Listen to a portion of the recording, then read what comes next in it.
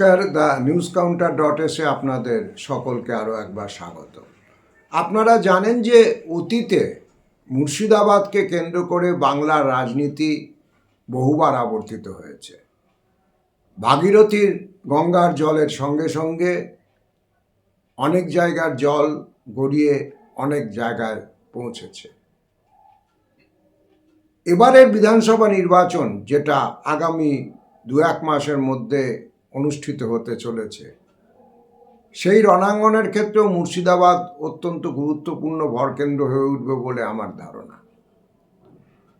বিভিন্ন চ্যানেল, বিভিন্ন পোর্টাল, বিভিন্ন সমীক্ষাতে আমরা দেখছিলাম, বা আমি নিজেও ব্যক্তিগতভাবে খেয়াল করছিলাম যে অনেক বিশ্লেষক বলছেন পশ্চিমবঙ্গের মাটিতে তৃণমূল কংগ্রেসের জয় কেবলমাত্র সময়ের অপেক্ষা। সঠিকভাবে বলতে গেলে আরও একবার জয়। কিন্তু আমার নিজের যা মনে হয় যে এবার তৃণমূল কংগ্রেস কঠিন লড়াইয়ের মুখে পড়তে চলেছে, ডেসপাইট অফ দ্য ফ্যাক্ট যে সিপিআইএম এবং কংগ্রেসের মধ্যে এবার কোনো জোট হচ্ছে না। বিভিন্ন কারণে বিজেপিকেও প্রাথমিকভাবে ব্যাকফুটে চলে যেতে হয়েছে। তারপরেও আমার নিজের যা রিডিং, তৃণমূল কংগ্রেসকে তাদের এই 2026-এর জয় ছিনিয়ে আনতে গেলে রীতিমতো ঘাম ঝরাতে হবে। আর এর পিছনে আমি যেটা বারবার বলছিলাম যে মূলত তৃণমূল কংগ্রেসের সবথেকে সলিড যেটা সাপোর্ট বেস, অর্থাৎ সংখ্যালঘুরা, তাদের মধ্যে কিন্তু ফাটল এবং ভাঙনের সম্ভাবনা ইতিমধ্যে যথেষ্ট স্পষ্ট। বলা বাহুল্য, আমার এই বিশ্লেষণের সঙ্গে অনেকে একমত হননি, এখনও নন, এবং তাদের যেটা বক্তব্য এসআইআরকে কেন্দ্র করে সংঘ পরিবারে যে আগ্রাসী ভূমিকা দেখা গিয়েছে, তার ফলে সংখ্যালঘুরা এন ব্লক তৃণমূল কংগ্রেসের দিকে ভোট দিতে চলেছেন। এখন দেখুন, আমি এই সম্ভাবনা সম্পূর্ণ নাকচ বা খারিজ কোনোটাই করে দিচ্ছি না, আবার পুরোটা মেনেও নিচ্ছি না, কারণ ক্ষেত্র থেকে এই ধরনের কোনো নিশ্চিত ফিডব্যাক আমার কাছে এখনও এসে পৌঁছয়নি যে রীতিমতো প্যানেল শোভিত বুদ্ধিজীবীদের মতো নিচুতলার মানুষ, বিশেষ করে বাঙালি মুসলিম সম্প্রদায়, তারা মমতা বন্দ্যোপাধ্যায়কে কালো কোট পরে সুপ্রিম কোর্টে অ্যাপিয়ার করতে দেখে একদম মোহিত হয়ে গেছেন। কারণ এর মূল কারণটা হচ্ছে এসআইআর এবং ওয়াকফ দুটো ক্ষেত্রেই মমতা বন্দ্যোপাধ্যায় মুখে যা বলেছেন, কাজে ঠিক তার উল্টো করেছেন।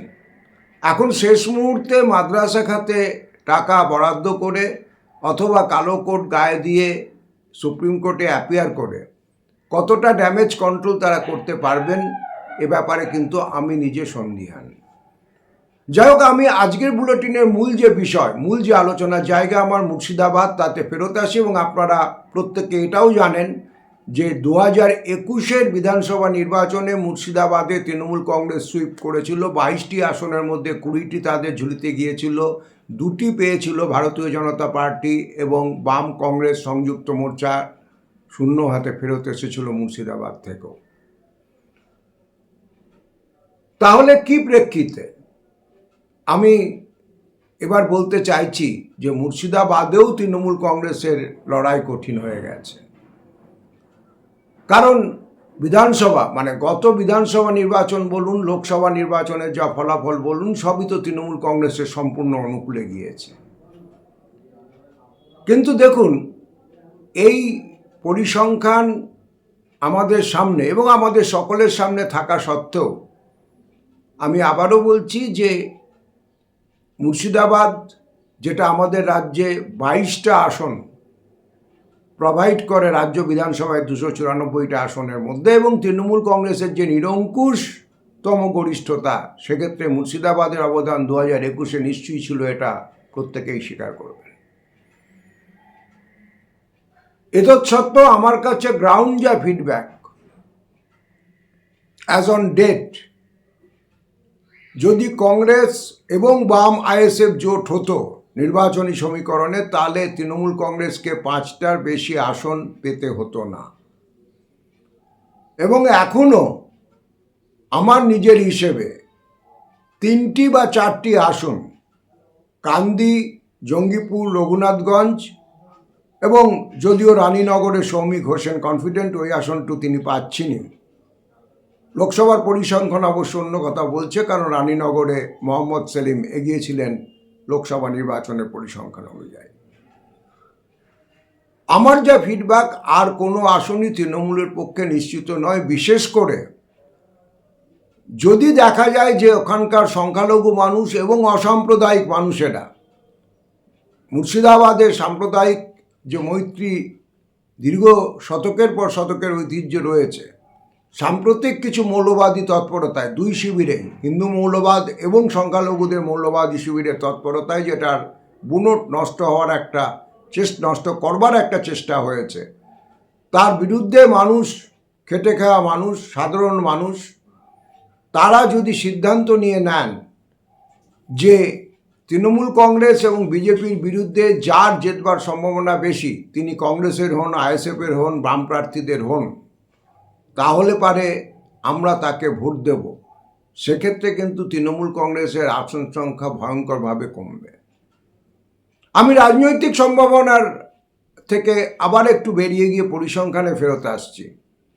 2021 সালে যেবার 22টার মধ্যে 20টা নিয়ে তৃণমূল কংগ্রেস জিতেছিল, সেবার ওখানে সম্মিলিত সংযুক্ত মোর্চা অর্থাৎ বাম কংগ্রেস জোটের ভোট ছিল 7 লক্ষ কিছু বেশি, 7.5 লক্ষর আশেপাশে। অথচ তার 3 বছর বাদে 2024 সালে যখন লোকসভা নির্বাচন হয়েছে, মুর্শিদাবাদের 2টো আসনের একটাতেও বাম কংগ্রেস জোট জেতেনি। অধীর হেরেছেন, মোহাম্মদ সেলিম হেরেছেন। আপনারা ইতিমধ্যে জেনে গেছেন যে হুমায়ুন কবির প্রকাশ্যে বলেছেন যে নেত্রীর নির্দেশে, তার কথা অনুযায়ী, সাম্প্রদায়িক বাতাবরণ তৈরি করতে, সেলিম এবং অধীরকে হারাতে তার কি ভূমিকা ছিল, কী ধরনের প্ররোচনামূলক মন্তব্য তিনি করতে বাধ্য হয়েছিলেন। যদিও তার জন্য হুমায়ুন কবির এই 2 দিন আগে প্রকাশ্যে মানুষের কাছে ক্ষমা চেয়েছেন। কিন্তু তা সত্ত্বেও যেটা ইন্টারেস্টিং, ওই 7.5 লক্ষর একটু কম ভোট যেটা 2021-এর বিধানসভা নির্বাচনে কংগ্রেস বাম জোট পেয়েছিল, লোকসভা নির্বাচনে কিন্তু কংগ্রেস বাম জোটের ভোট ছিল 15,19,000, আর তৃণমূল কংগ্রেস পেয়েছিল 7.5 লক্ষর কাছাকাছি কিছু ভোট। অর্থাৎ 2021 থেকে 2024-এর যে জার্নি, তার মধ্যে বাম কংগ্রেসের ভোট মুর্শিদাবাদে দ্বিগুণের বেশি বেড়েছে। আর পঞ্চায়েত নির্বাচন 2023-এ যেটা হয়েছিল, সাধারণত পঞ্চায়েত নির্বাচনে কেন্দ্রীয় বাহিনীর যে উপস্থিতি এবার ছিল, সেটা কার্যত নমো করে। তা সত্ত্বেও সেখানে বাম কংগ্রেস জোট না হওয়া সত্ত্বেও সিপিএম এবং কংগ্রেসের সম্মিলিত ভোট ছিল প্রাপ্ত যে কাস্টেড ভোটের 40%, আর তৃণমূলের ছিল 47%। সুতরাং একটা জিনিস, যে সংখ্যালঘুরা বিকল্প খুঁজছেন, বাইনারির যে গল্প গোটা রাজ্য জুড়ে রয়েছে যে হয় তৃণমূল নয় বিজেপি, তার বাইরে মুর্শিদাবাদের মানুষ বিকল্প খুঁজছেন। তার প্রমাণ ছিল সাগরদিঘির উপনির্বাচন। বাইরন বিশ্বাস তার আগের নির্বাচনে বিধানসভায়, যেখানে কংগ্রেস 3য় স্থানে ছিল, 6 মাস বাদের উপনির্বাচনে সেখানে 50,000-এর গ্যাপ কভার করে বাইরন বিশ্বাস 30,000 ভোটে জয়ী হয়েছিলেন। যদিও বাইরন বিশ্বাস পরবর্তীকালে তৃণমূল কংগ্রেসে জয়েন করেছেন। কিন্তু মানুষগুলোর যে মুড, মানুষের যে অ্যাসপিরেশন, একজন জেতা প্রার্থী দলত্যাগ করলে লক্ষ লক্ষ মানুষের মুড, তাদের চিন্তাভাবনা, তাদের অ্যাসপিরেশন, এটা বদলে যায় না। হ্যাঁ, একথা সত্যি যে তৃণমূল কংগ্রেসের এবং বিজেপির সামনে হয়তো কিছুটা সুযোগ নতুন করে এসেছে হুমায়ুন কবিরের তৎপরতার জন্য। কারণ হুমায়ুন কবিরের নিজের বেলডাঙ্গা এবং রেজিনগর ছাড়া অন্য কোথাও জেতার মতো প্রভাব না থাকলেও, হুমায়ুন কবির যদি সমস্ত আসনে প্রার্থী দেন, তাহলে মুসলিম মানুষের যে প্রতিষ্ঠান বিরোধী মুডটা তৈরি হয়েছে, তৃণমূল বিরোধী ভোট বিজেপিতে যাবে না, এটা বিজেপিও খুব ভালো মতো জানে। কিন্তু বোঝাপড়া যেটা, সেটা হচ্ছে এই যে সংখ্যালঘুদের মধ্যে প্রতিষ্ঠান বিরোধী, তৃণমূল বিরোধী ভোটটা অন্তত যেভাবেই হোক যাতে কংগ্রেস বা বামেদের দিকে না চলে যায়। তাহলে পারে যেটা হবে যে তৃণমূল যে সমস্ত মার্জিনাল সিটগুলো রয়েছে, লোকসভার হিসেব দেখবেন লোকসভার টোটাল যে 22টা আসনের মধ্যে এমনিতেই 5টা আসনে বাম কংগ্রেস জোট এগিয়েছিল। এরপরেও বেশ কিছু সিট আছে যেগুলো মার্জিনাল সিট, সামান্য কিছু ভোটের মার্জিন, যেগুলোতে তৃণমূল লিড নিয়েছিল। সমস্যা হচ্ছে যে এই আসনগুলো এবার তৃণমূল কংগ্রেসের পক্ষে স্টেকে চলে যেত, কিন্তু যদি হুমায়ুন কবিরের তৎপরতায় সংখ্যালঘু এই ভোটটা ডিভাইডেড হয়, অর্থাৎ কার্যত 3টে শিবিরে ভাগ হওয়ার আশঙ্কা, বাম শিবির কংগ্রেস এবং বামেদের সঙ্গে আইএসএফ সম্ভবত থাকছে, বাম আইএসএফ শিবির কংগ্রেস এবং পাশাপাশি হুমায়ুন কবিরের যে অংশ, তাহলে পারে তৃণমূল কংগ্রেস অঙ্কের হিসেবে কোথাও কোথাও রক্ষা পেতে পারে। দুই যেটা হবে সেটা হচ্ছে যেখানে হিন্দুদের কনসলিডেশন আছে, যে হিন্দু ভোট যদি কংগ্রেস বা বামেরা ক্যারি করতে না পারে অসাম্প্রদায়িক শক্তি হিসেবে, তাহলে সেটা বিজেপিকে একটু মাইলেজ দিতে পারে।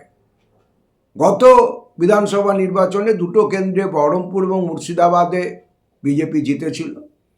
এবারের যা পরিস্থিতি তাতে বহরমপুর সম্ভবত, আমি পুরোটাই সম্ভবত বলছি, তার কারণ রাজনীতি সবসময় সম্ভাবনার অঙ্ক, অধীর চৌধুরী রিগেন করতে চলেছেন, হাত চিহ্ন সম্ভবত এবার বহরমপুর কেন্দ্রটি ছিনিয়ে নেবে।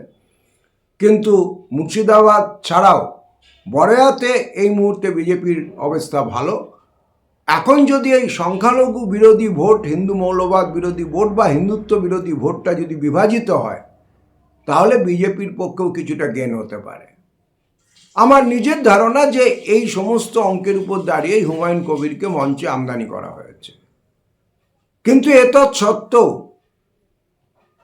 মানুষ যদি সিদ্ধান্ত নেন যে যদি এই দুটো বড় শক্তি তৃণমূল কংগ্রেস এবং কেন্দ্রের শাসক দল ভারতীয় জনতা পার্টি, এদের বাইরে আমরা যাকে জেতার সম্ভাবনা আছে, যে শক্তি, তাকে ভোট করব, তাহলে মুর্শিদাবাদের ফলাফল রাজনৈতিক দিক থেকে কিন্তু অত্যন্ত গুরুত্বপূর্ণ হতে চলেছে।